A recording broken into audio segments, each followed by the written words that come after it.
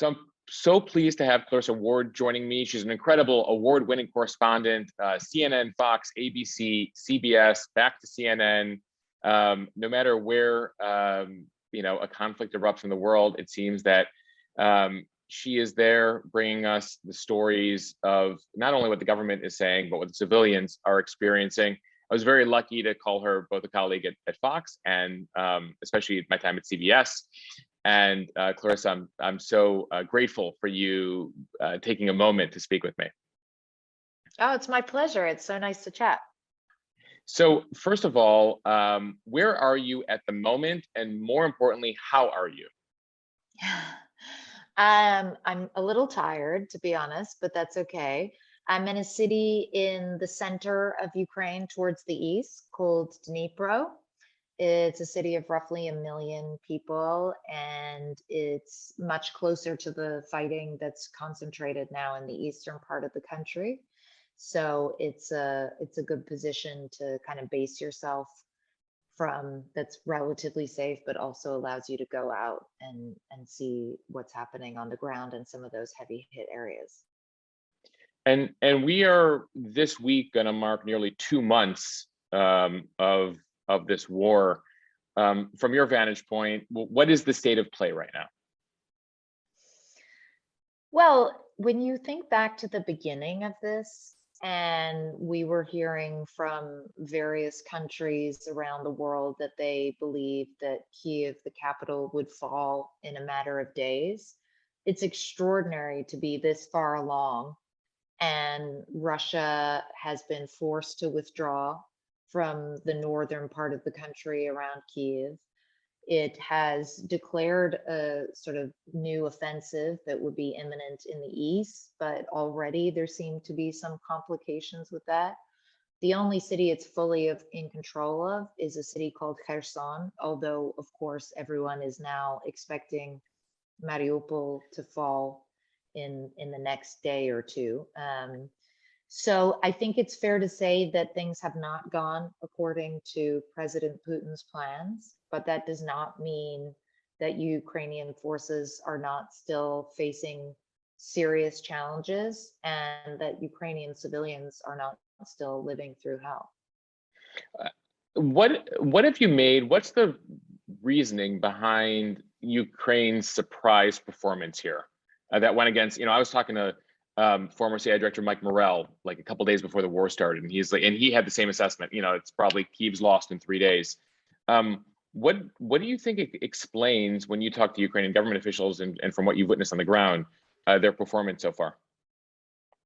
I think there's a number of factors. I think, first of all, maybe people had underestimated the sense of solidarity and the courage and tenacity of Ukrainian forces and their ability to launch, really staggering counteroffenses and to defend against a military that on paper is superior in terms of the amount of weapons and the amount of manpower. I also think nobody quite knew how President Zelensky would step into the moment. He had previously been an actor and a comedian, and he very quickly asserted himself as this sort of Churchillian wartime figure who was very adept at communicating with his people and keeping them together and galvanizing support.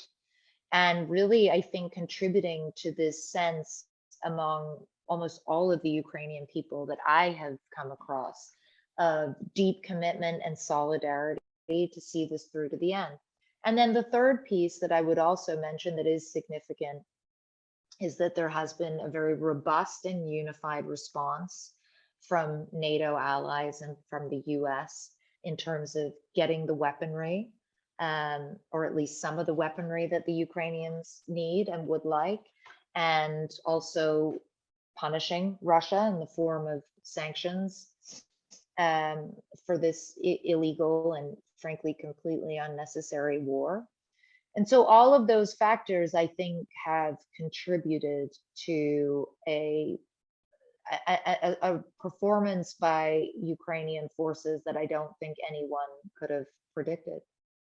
Is there a sense that they can continue to maintain this? You know, I was struck by some of the comments by the chairman of the Joint Chiefs, I think last week here in the US, that this war could, you know, he wouldn't say a decade, but this could last years, and that the Yeah, Ukrainians can maintain this fight given how outnumbered they are by the Russians? I think it's very challenging for them. I think that a lot will depend on weaponry and ammunition. There's a very real fear now that, then the Ukrainians are constantly talking about this. They could run out of ammunition at any moment. They're going through a huge amount of weapons because they're fighting very hard, and it is more difficult to resupply them in the east than it was in Kiev, which is obviously much closer to NATO countries that would be helping them out with those weapons. So it is it is not impossible for this war to grind on as a sort of war of attrition. Um, Ultimately, no one benefits from that. But it is also hard to see how either side can really score a decisive victory here. Now, that said, there is a new Russian general who's at the helm, Alexander Dvornikov, known as the Butcher of Syria, who is known for his indiscriminate targeting of civilian infrastructure. And if we see the sort of tactics that were implemented in Mariupol being used on a broader scale, it is possible that that could force Ukraine into a position where it has to make concessions, let's say, earlier. On the other side, it is also possible. I mean, we're looking now, this whole dynamic in the east, whereby Russia has forces trying to move down from the north, up from the south, in from the east. The idea is to try to encircle Ukrainian forces and then bombard them. But already the Ukrainians have responded by launching a series of offensives, trying to cut off Russian supply lines. And the fact that the airspace is still contested at this stage, when in the early days we were basically saying that, like, well, I mean, Ukraine doesn't have much of an air force. And here we are nearly 2 months later, and Russia, which has a formidable air force, still does not have complete control of the skies. I mean, that in itself is sort of staggering, and I think makes someone like me, who anyway is not a sort of qualified military analyst, a lot more humble about making bold predictions about where this goes. Right, and part of it is not even Ukrainian strength, but just like overestimation of Russian strength, right? That like what 100%. and you know and the concern initially in the early stages of the war from NATO countries is like, oh my God, are they headed our way next? And having watched this performance in Ukraine, I guess one piece of solace they might have is like, well, they, we have less to worry about as far as their conventional capabilities. 100%. And I think also that's been a surprise to the Russian side. When you hear these sort of intercepted conversations that we've been able to get a hold of between Russian soldiers and people at home, and their impression going into this, a lot of them, was that this was a special operation that was going to take a few days, that they were going to be welcomed with open arms by Ukrainian people saying, please save us from these terrible Nazis. And that the whole thing was going to look a lot more like Crimea, for example, which was annexed without a shot fired. And what they have found is that the people are going up to them and shouting, shame on you, even as bombs are raining down on them. And I don't think they had bargained for that level of resistance or courage. You covered the war in Syria. I'm not sure if you had interactions or witnessed what that Russian general did specifically in Syria, but can you explain what that means when you say, his experience in Syria and bringing that to Ukraine? What could that translate into? Well, look, there are some potential similarities and some big differences. So Russia's strategy under Dvornikov in Syria, and I did experience it myself, was basically all about hitting hard from the skies, having a much lighter footprint on the ground in terms of ground forces, and letting the Syrian army and various proxies like Hezbollah do the sort of mopping up operation. From the skies, the objective was very strongly about targeting civilians and hospitals and schools. When I was there in 2016, I saw them blow up a fruit market. And the idea of doing that, as cynical and as heartless and as frankly illegal as it is that you demoralize a population and you bring them to their knees and you deliver a very stern message, which is you have a choice between Assad and death, basically. There is no middle way for you. There is no normal life. There is Assad or death. So that can be very compelling on the battlefield because it is so horrifying and so petrifying that people do tend to surrender ultimately. The difference is here in Ukraine, well, first of all, the Russians don't have complete control of the skies yet. Secondly, they are relying heavily on ground forces. Thirdly, the Ukrainian army is not, it's an incredibly accomplished, brave fighting force with sophisticated weaponry. The Syrian rebels were, for the most part, just fighting with light weapons.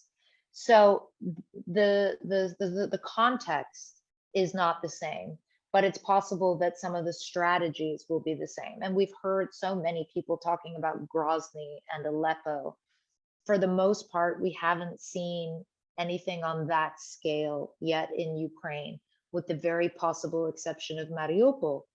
The issue in Mariupol is journalists can't get in there unless they go in through the Russian side. And obviously, the Russians are not going to allow journalists to see the full scale of atrocities there. But when I was there just before the war, I was working with a driver called Andrei. We spoke to Andrei the other day. He said that both of his parents have been killed in their homes in Mariupol. He has no way to go in and to bury them. And that's just a tiny glimpse onto a crisis that we know is much, much worse than that. We've seen theaters where people were taking shelter bombed. We've seen a maternity hospital where women were giving birth bombed. And we have heard from Ukrainian officials that they estimate thousands of civilians are dead, but we don't have any way of knowing what the exact number is. And what's terrible, honestly, is that we might never know. Yeah, I was struck by President Zelensky talking to your colleague Jake Tapper this week that he won't give Putin the Donbass, or doesn't plan to at least, and the country can fight for 10 more years. What's your assessment of, well, how does this end given what he is currently saying, and B, what does Ukraine look like after that? I mean, in terms of what Ukraine looks like, it's horrifying to even imagine. The thing I would say that people sometimes forget, because it was not a war that was being as actively covered in recent years, is that particularly in the Donbass region, they have been fighting Russian-backed separatists for 8 years.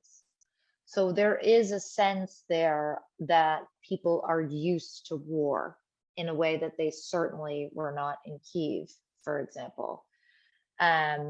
They're a little bit more hardened to shelling, for example. I mean, there would be heavy shelling in a town like I visited last week, Avdiivka, and you'd still see people out just like walking with their groceries, and they're not ducking for cover or sort of frantically looking around, because it's become part of the fabric of daily life there. At the same time, what you're seeing now that is even more difficult to contend with is that these towns don't have running water. They don't have heating. Many of them don't have electricity. They don't have, for example, in Avdiivka, the hospital is still open, but the doctors are all gone. There's like 1 or 2 attendees there. So obviously, these are not places where people can really live anymore. And so if it does continue on, and my God, I really hope it doesn't, for years on end, you're basically going to have large swaths of the country that are unpopulated and just battle zones. So how could this end? In traditional conflict resolution, each side needs to feel like they took something away. In particular, we need Putin to understand that he, like accomplished something here, even if it wasn't his initial goals. He can certainly spin it to his goals. What's your sense now that we approach now, I guess, the third month of the war, of how Vladimir Putin and the Russians could save face here and say we've accomplished our mission? Yeah, it's a really tough one. I mean, the irony of all of this is like the things that they were fighting about in the beginning, NATO membership. Everybody knew Ukraine was not going to be able to join NATO anytime in the near future. The issue of Donbass, everybody understood that the Donbass region was going to continue to be in the control of separatists. Crimea, everybody understood that Crimea had been annexed by Russia and that was not going to be undone. So in many ways, the fighting for Russia made even less sense because the issues that it seemed to take umbrage with were already sort of fait accompli, if you will. Now, at the same time, and this is something that Zelensky also talked about in his interview with Jake, it's this kind of push-pull between, on the one hand, do you make a concession that gives Putin an off-ramp so that he can call it a victory and you can bring about a quicker end or resolution to the war? Well, on paper, that sounds really smart. But in principle, you also have the issue of how do you let someone get away with these war crimes? How do you let someone, have their army illegally invade a country, execute people in cold blood with arms tied behind their back, soldiers raping innocent women, bombs falling on civilian targets? How do you let all that transpire and forgive it in a sense, and still make a concession that brings about an end to the war? It becomes very difficult, especially for a president, to sell that to the public. Hey guys, you've been through all this, you've suffered this much, you've had all this heartache and horror, and now I'm going to capitulate in some way to the Russians to bring about an end to the war.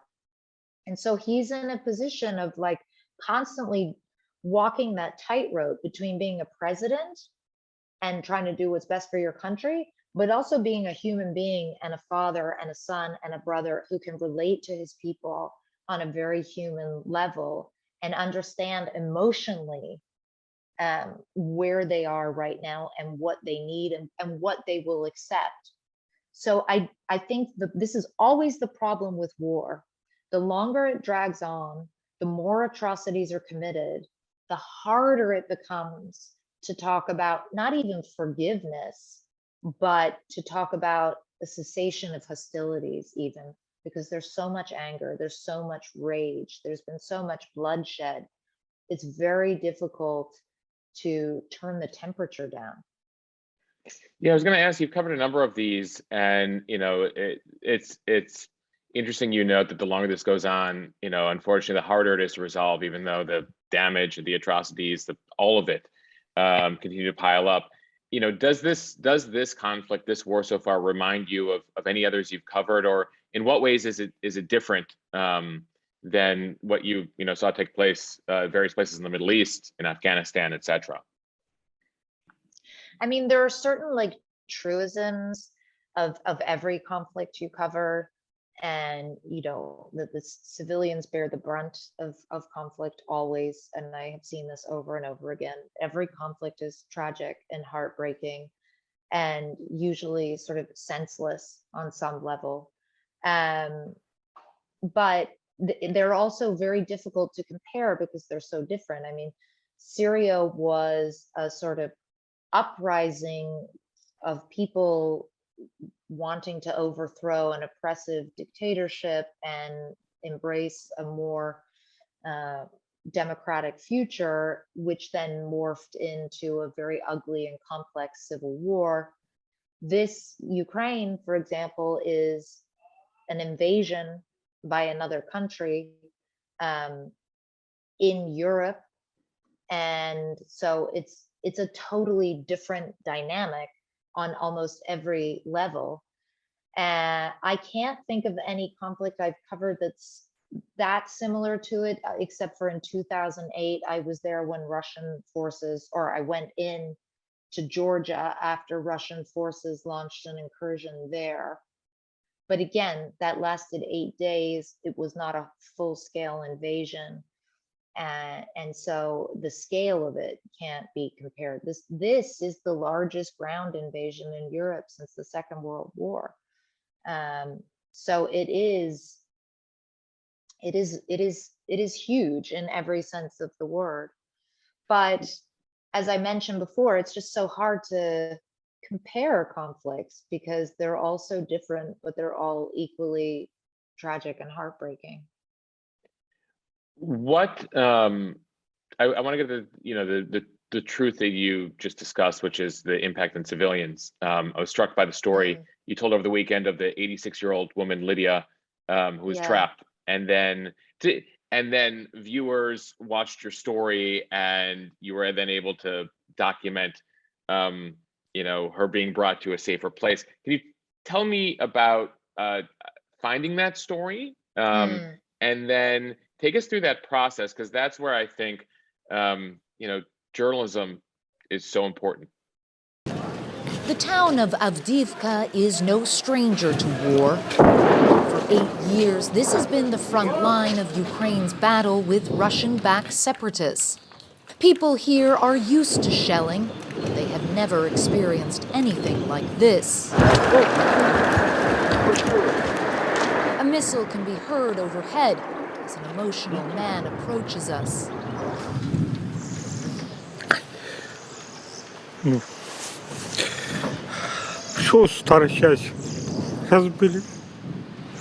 They smashed the old part of town, he says. As we talk, the artillery intensifies. Да.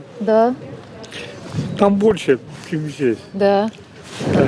I told him it's better to go home now because there's a lot of shelling, and he said there's more shelling where he lives.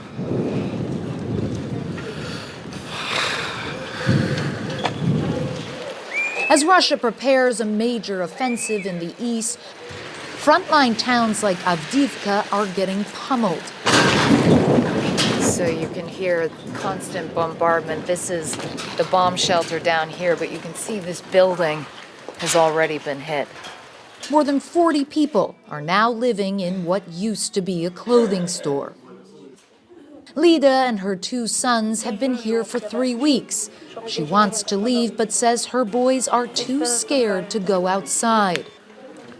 We're afraid to stay and afraid to go, she tells us. But it's fate, whether you run or don't run. On an apartment block, an icon of the Virgin Mary has been painted. A plea for protection, but there is no respite in the bombardment. If you look over here, you can see the remnants of some fresh strikes.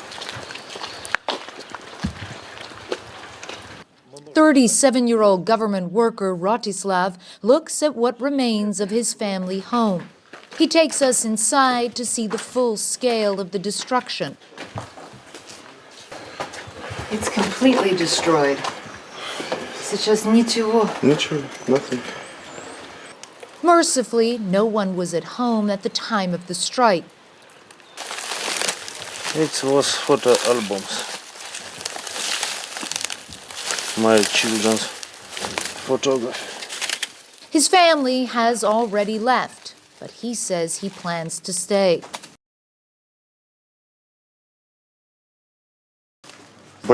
I'm afraid like anybody else. Only the dead aren't afraid, he tells us. But a lot of people are still here in Avdiivka, living in bomb shelters, and we need to support them. Authorities say roughly 2,000 people remain in this town. There is no water, no heat. Electricity is spotty. The local school has become a hub to gather aid and distribute it to the community. Volunteer Igor Golotov spends his days visiting the elderly and disabled. Today, he is checking in on 86-year-old Lydia. Petrified and alone, he has yet to find an organization willing to come and evacuate her. When there's no electricity and it's so dark and there's shelling, she says, you can't imagine how scary it is. She tells us she recites prayers to get through the night. I never imagined that my end would be like this, she says. You can't even die here because there's no one to provide a burial ceremony. For Igor, it is agony not to be able to do more. I promise you, he says, I will help you to be evacuated. As we leave, Lydia is reluctant to say goodbye. It is terrifying to live through this time. To do it alone is torture. It's so nice to see real people, she says. Probably it's going to get worse. A prediction all but certain to come true as a second Russian offensive draws near. So we basically had wanted to go around with volunteers in this town of Avdiivka that was coming under heavy bombardment to see them try to help evacuate people. And we met up with this volunteer, Igor, who was dealing specifically with people who had disabilities and the elderly. And so he took us to Lydia's home. You know, and the minute you walked into that apartment, your heart broke. The windows had been blown out from explosions nearby. She's in a wheelchair. She's all alone. She immediately started crying with gratitude that Igor had come to see her. She was so lonely and frightened, but also with desperation to try to get out. She desperately wanted to be evacuated. She wanted to be in some kind of a hospital type facility or some kind of a nursing home where they could properly care for her. Her son is in Russia, in Crimea, actually. He was in Russia, now he's in Crimea.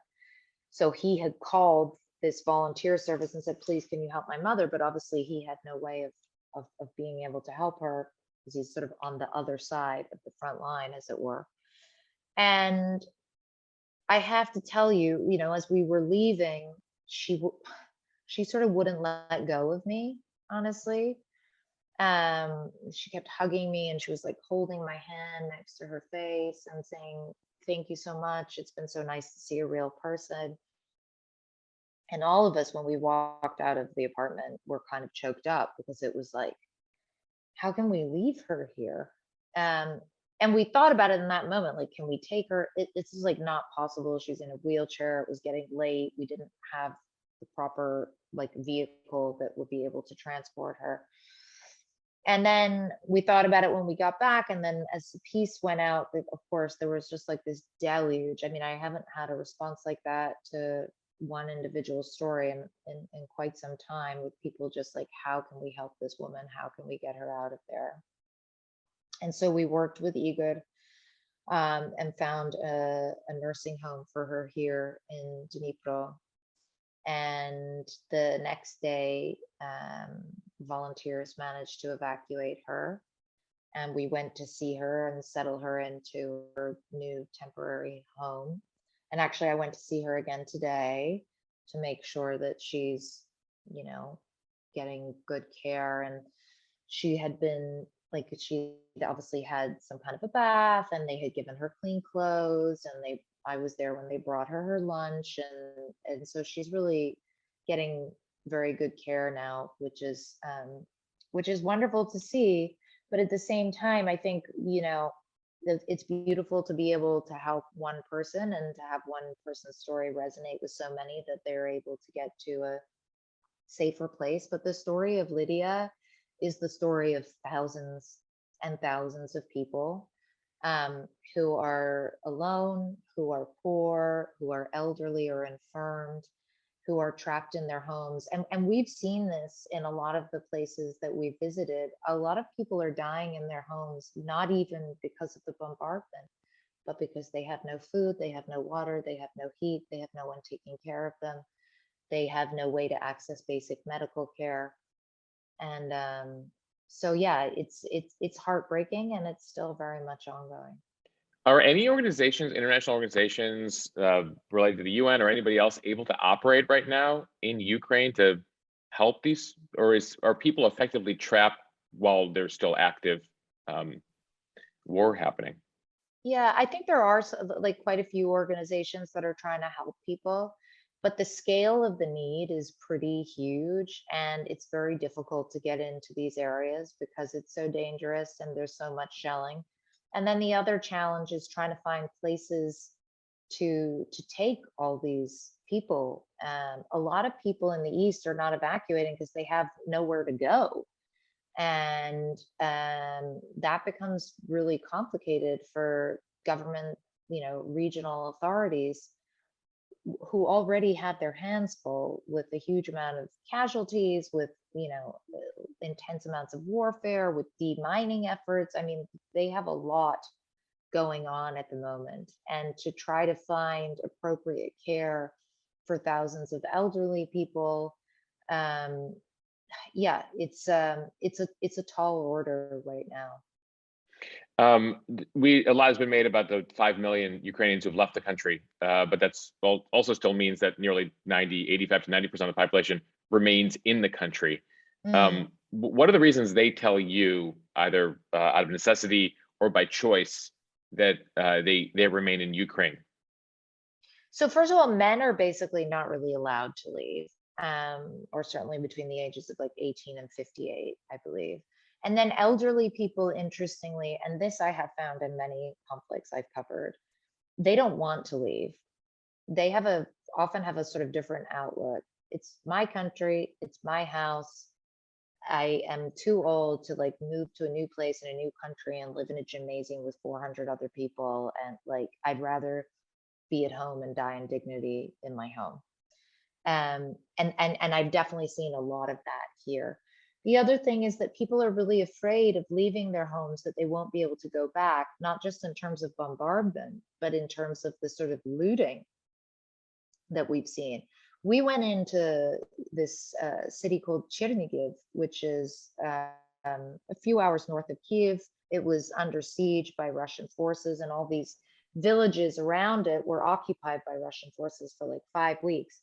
You go to these villages, it's insane. I mean, they literally ransacked every single house. They stole everything of value, from microwaves to plasma TVs to, I mean, to like jewelry.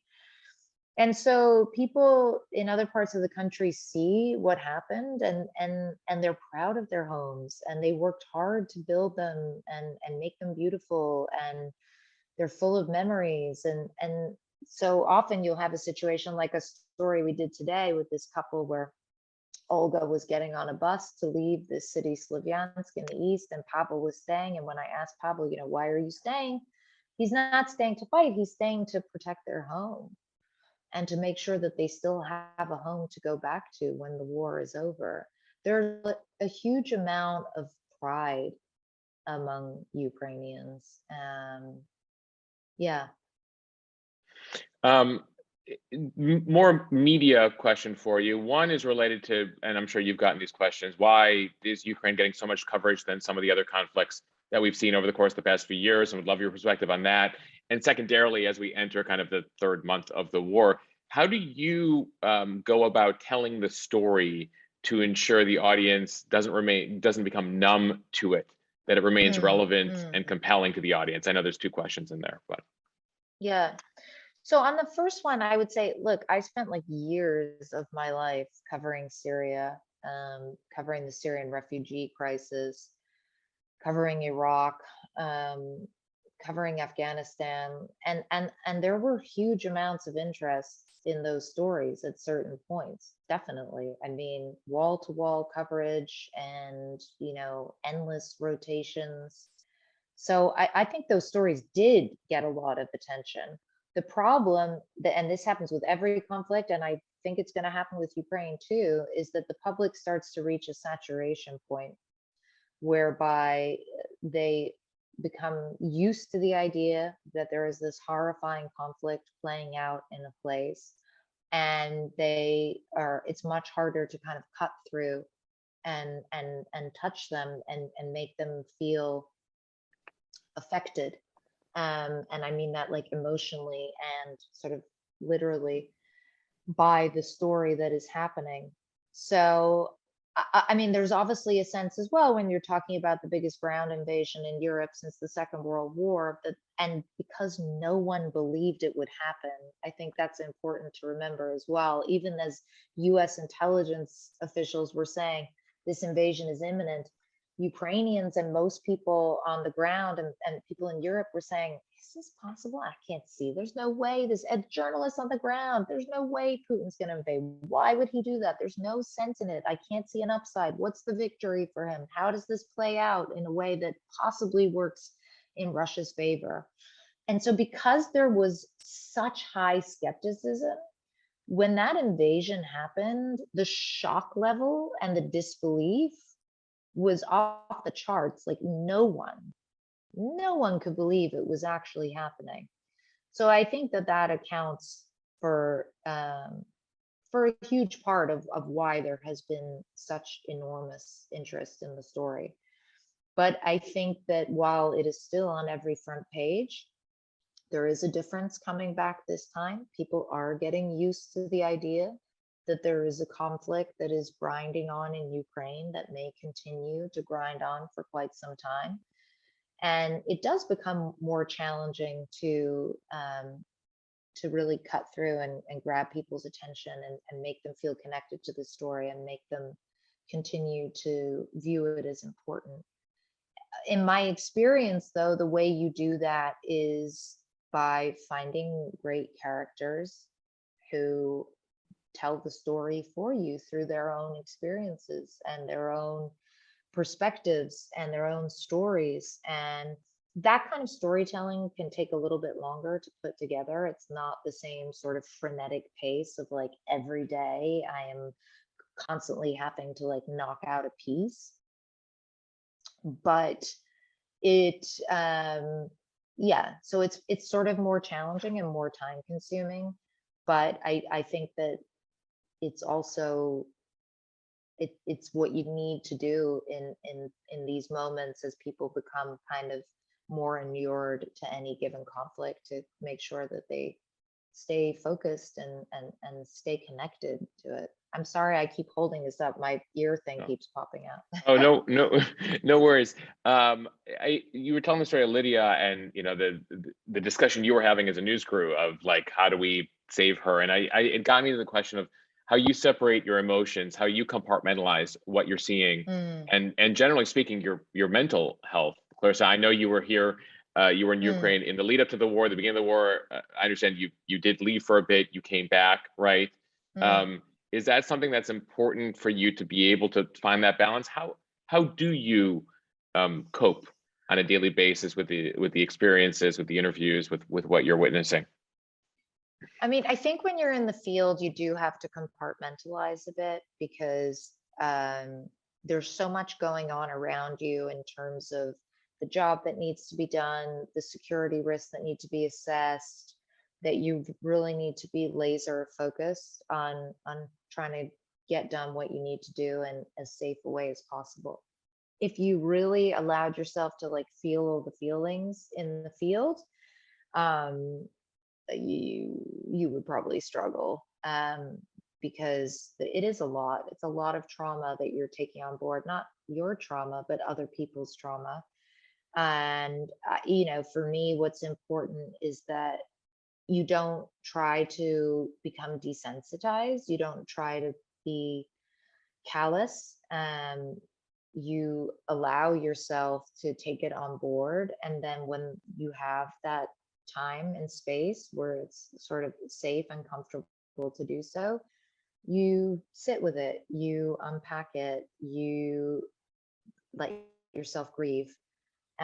Nothing in my experience with this sort of stuff works in a linear way, which makes it kind of complicated to know, am I just in a bad mood, or is this a reaction to that? Or but what I have learned over the years is that the only way to even try to get your arms around all of it is to make sure that you're vigilant about self-care and that you're self-aware and having the conversation with yourself along the way. And then also being vigilant about carving out that space at the end of an assignment to make sure that you try to process it, because the temptation is always to sweep it under the rug and not deal with it. And I've been doing this long enough to know that like it will catch up with you and you can't get away with that forever.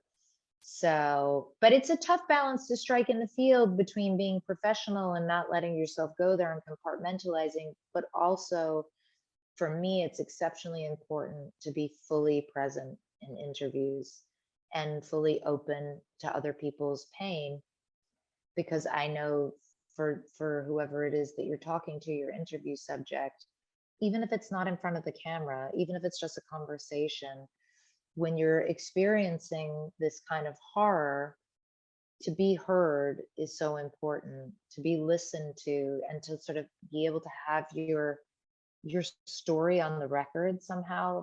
That does mean a lot to people, and I think that sometimes it can be helpful as well in terms of trying to process what they've gone through. So yeah, you don't want to be totally hardened at all, but you also have to have boundaries, or you won't really be able to do it. And I want to get just finally here to your safety. Unfortunately, we've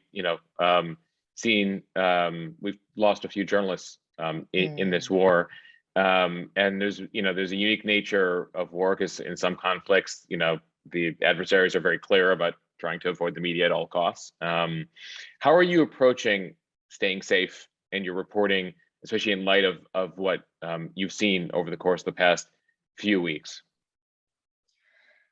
Well, I would say that my team as a whole, we're extremely cautious. We take risks really seriously. I don't think any of us find danger exciting. I think that's sort of a stereotype or a cliche that exists about people who do this job, that somehow the adrenaline is thrilling. And I don't think that's the case. It's certainly not the case for us. You get scared, we're, is what you're saying.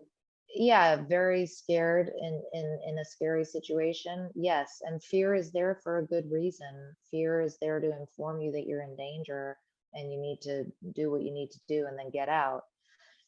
The sort of trick that I've learned over the years is not to try to not be afraid, because that's sort of a fool's errand, but to learn how to control the fear and to learn how to make sure that the rational mind is still in control, because fear very quickly leads to panic, and panic is the enemy in any kind of a conflict situation. Panic is what leads to often people getting hurt.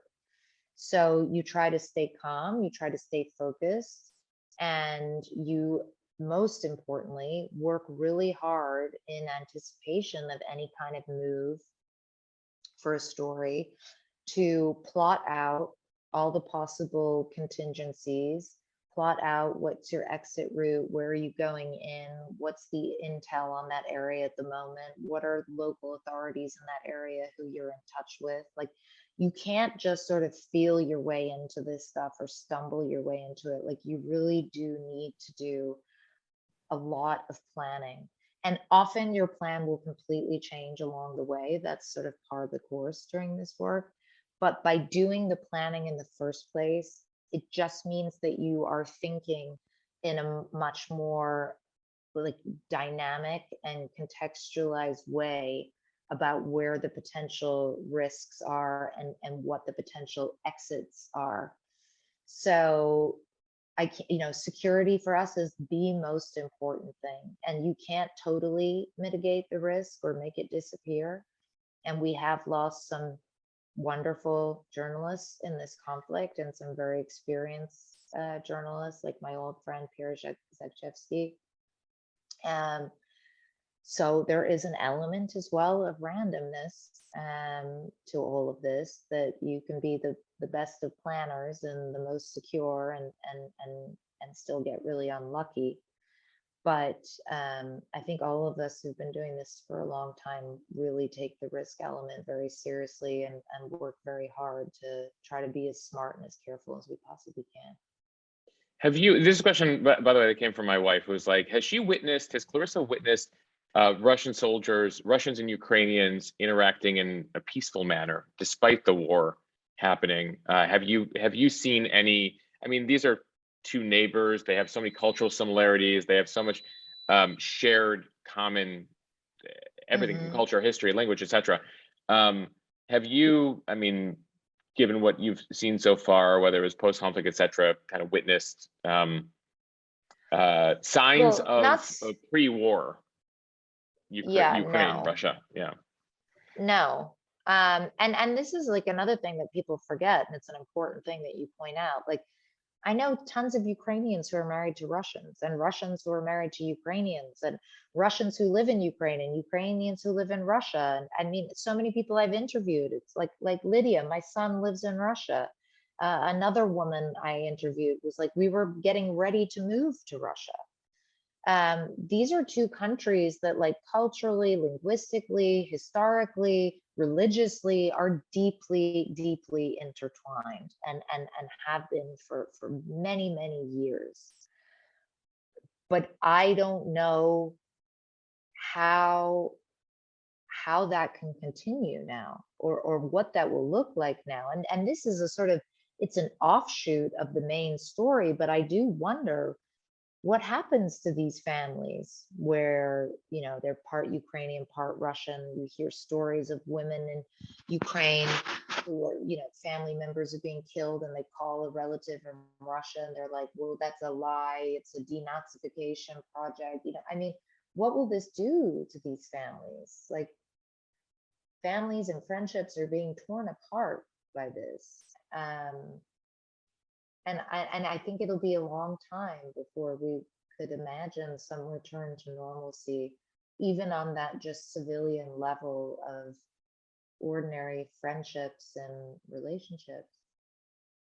And final thing here, what are you looking for in the coming days and weeks as you cover the war, and what should you know, observers and readers and viewers be watching for? What are the key headlines or threads to be watching for in the coming weeks? I think that everyone's going to be watching very closely to see what happens with this Eastern offensive. Russia has its so-called Victory Day coming up. President Putin needs to deliver something in the form of a victory. Originally, there'd been speculation that they might try to take, you know, the Donbass region, according to its proclaimed borders, which are significantly more than the borders it currently holds. Realistically, that's just not possible. This is 3 weeks away. I just don't see how that's possible. And indeed, this offensive, this much touted Donbass offensive, already seems to be getting off to a bad start. If indeed it's really started at all, it's all a bit murky. So I'd be watching closely to see what happens with this offensive. I'll be watching closely as well to see what happens with Mariupol, which, as I mentioned before, is likely to fall in the coming days. And then I will just continue to be closely watching what happens. You know, for me personally, in terms of my focus, I am very focused on the kinds of war crimes that we're seeing, the targeting of civilians, because we know it's going on, but it's still really important to document it consistently, methodically, and to continue to impress upon people, you know, how important that is. And I think it continues to be a real struggle for the international community to know how to respond to it. What is the response? Is there going to be a response beyond what we've already seen? So these are the sorts of things that I'm looking at now, not just what's happening in the Ukraine per se, on the ground in Ukraine, but what's happening in the, you know, countries that are supporting Ukraine, and how they grapple with this very real challenge. Yeah, what is the red line? Is there a red line? And has Putin learned the lesson here that he basically can get away with almost anything? Yeah, these are the questions that I'm not the one to answer them, but I think it's important to ask them. Clarissa, thank you. Thank you for your incredible work. We're all grateful for it, and most importantly, please stay safe. Thank you so much. I've really enjoyed our chat. All right, thanks, Clarissa.